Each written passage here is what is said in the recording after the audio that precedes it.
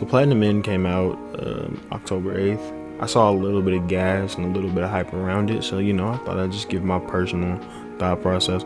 Warning, just in case I have to say this, I don't know why I would, but just so we're clear, there will be spoilers here. I don't know how you wouldn't expect that, but just in case you don't.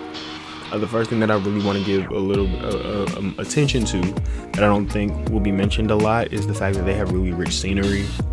The opening is really well shot. The animation is really clear, really crisp, really clean. The lines are really well made.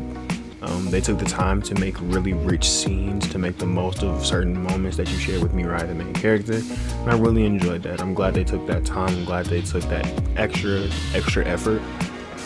Because what I see in most animes that I've seen is that they save those moments for specific spots. They pick and choose those spots, and it feels like for this first episode, at the very least, they wanted to go all out and give it a lot of credits, and I really enjoyed that. They brought attention to things that don't really get focused on. I think the Irish flags being along the roads, which being the thing that made the streets reflect as green. I think that's a really nice, soft, subtle touch that most people won't notice and or give attention or credit to. And I think that's it was a good addition. Jumping right into the way that the actual anime went, I do enjoy the fact that there's depth to characters. I do enjoy the fact that Mirai and Nase seem to be different but similar. I enjoy the fact that Nase is more of a third party. Her purpose is more just like, hey, yeah, I'm just here to help you get this done. How we get to that point doesn't matter. You can kind of see it in the seemingly cold nature of her, just like, oh yeah, your aunt killed herself, because if that's what she thinks the mistake she made is worth, then that's what she'll do. Or the circling the drain thing was really morbid to me, and I think that kind of set in stone to me the fact that Nase and or the angels going forward are just going to be clear, undefined third parties. Like, they don't seem to have a dog in the fight, if you will. I enjoy the fact that Mirai actually felt the gravity of his decision immediately. I'm glad death doesn't just come as something that is like, oh yeah, it happens and we don't have to pay any attention to it and it means nothing. I'm really glad they gave that some mind and some weight, because an anime usually, especially when it becomes like a life and death situation, generally there's not a lot of gravity given to it.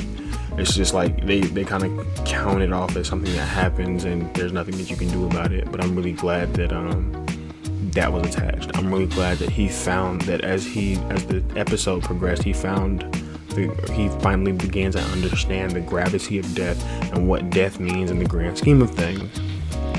I enjoy the fact that they seem to be dueling personalities. I've said that, but I just kind of want to give a deeper like explanation. At the very beginning, when Mirai was going to jump off of the building and just wanted to die, she was like, nah, you gotta be happy. Like, there has to be, like, you gotta be happy. And the things that'll make you happy are freedom. And what did she say? She said freedom and something else. I'm blanking on it right now, but she mentioned freedom as a thing that's paramount in happiness. And even still, his brain the cynicism still just poured out of him. And I also think that the ability to make heavily dueling personalities makes for less jarring like changes, because they argued so much when something drastic happened, like the red arrow coming out of his hand and near clearing the room of all brightness and changing the tone, or the tone becoming serious near immediately. Any quick tone changes don't feel as jarring because of the way that they were able to clarify, like, hey, there's going to be a lot of waves here. You see how he feels, you see how she feels. People generally fall somewhere in the middle, and that's kind of what this is going to explore.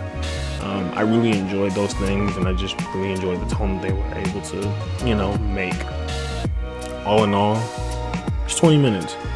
I'm not counting opening and ending. Obviously, it's 20 minutes. It wasn't a bad watch. Early predictions, Nase is going to be probably my favorite, and right now, off of just a 1 episode watch, I'd say maybe 8.5 out of 10.